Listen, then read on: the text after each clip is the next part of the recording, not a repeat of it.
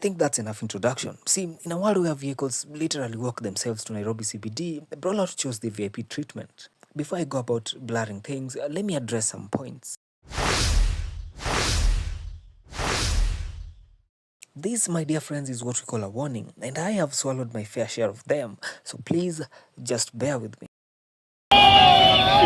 So Brawlout was brought in hold by a trailer with fans all over. The road, the trailer, Brawlout himself, you name the location, they were there. The vibe was in place too. The lighthouse was on, music on, horns blaring, everything you'd expect on Kenyan streets on this kind of a night.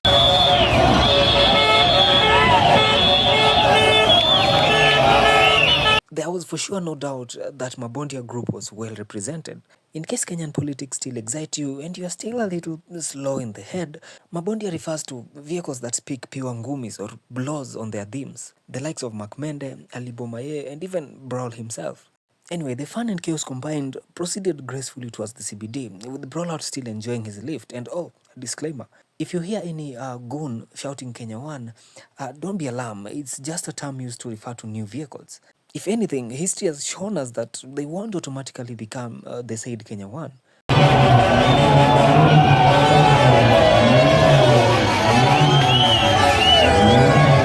So anyway, somewhere across the roundabout, Boombox was doing his usual rounds. The fans immediately noticed him and decided to let him know that there's a new guy who needs some introduction.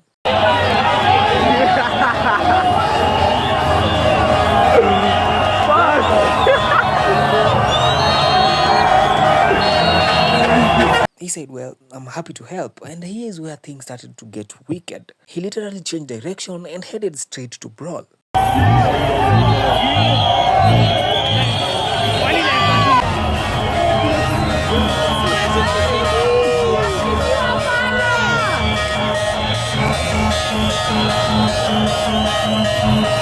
So Brol was like, nishukisheni nisho mse, nishukisheni hapa. In Brol's defense, he thought this was a confrontation, which is very much justified because you also how Boombox did Matrix in part 1, right? Very much Gashagwa.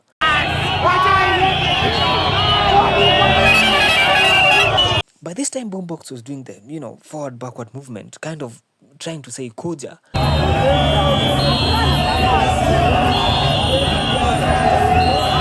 So Brol did the only wise thing he could have done at the moment, na akashuka.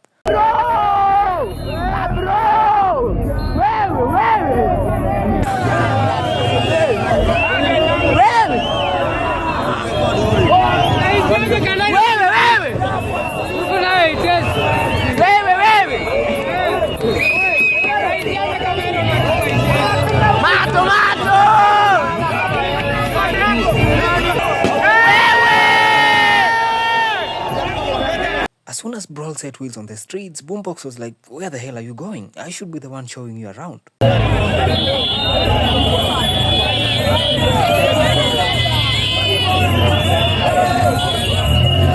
So Brol laid back and let Boombox lead. It was at this time that Opposite also had the commotion and came to check it out for himself. Only this time being more silent than your typical MP in parliament.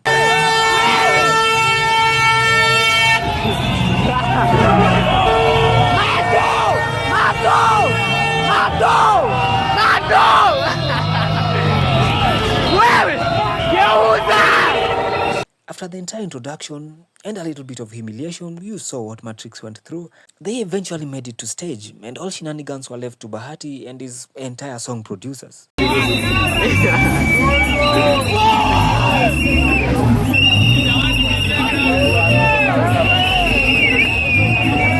This is one of the launches that actually got people on their feet. Streets were filled, adrenaline was rushed, MPs figured out new rules to press the culture by, and everything worked out for everyone.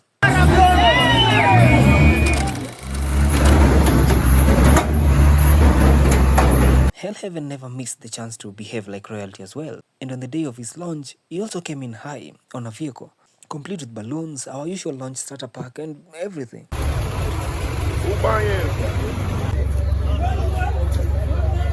The event was colorful, and even Bumblebee came to witness for himself.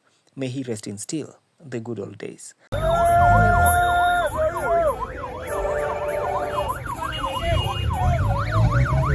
Anyway, the journey began headed straight to the CBD, with the crowd growing bigger with each and every kilometer.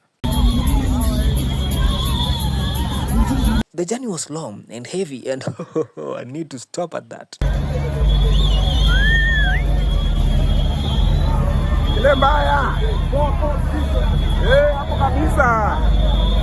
Some fans were abandoned while some were picked along the way. The only true escorts being a bunch of skaters.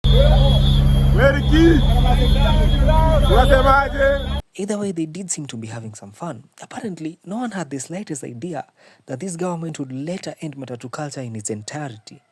Eventually, they made it to the CBD, and hold up, this guy deserves something. I just don't know what. I can't tell whether he's actually disabled or not, but either way, Nairobi, am I right? Anyway, the journey continued straight into the middle of town, again, picking up those who are, for lack of a better word, crazy enough to keep up on foot. Yeah, there's nothing wrong with that.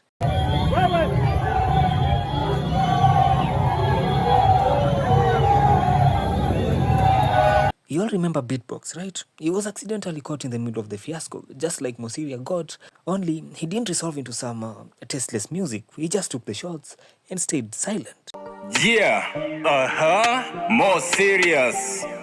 One and only, Katibu Mkuu. Right in front of him was the drop-off zone, and by this time, the crowd had grown bigger to certified Matatu launch levels.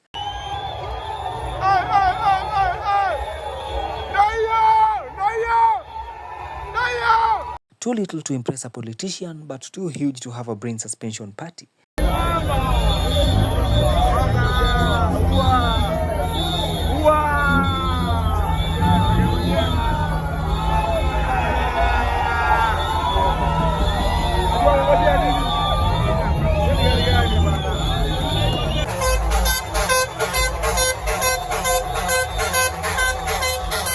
And just like that, he began his ground career, strictly applauded by the mastermind who saw his fair share of chaos in part 1.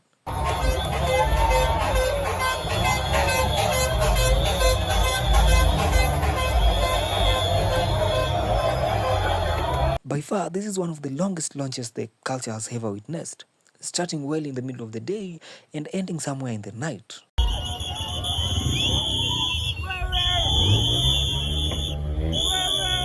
See you in the next one.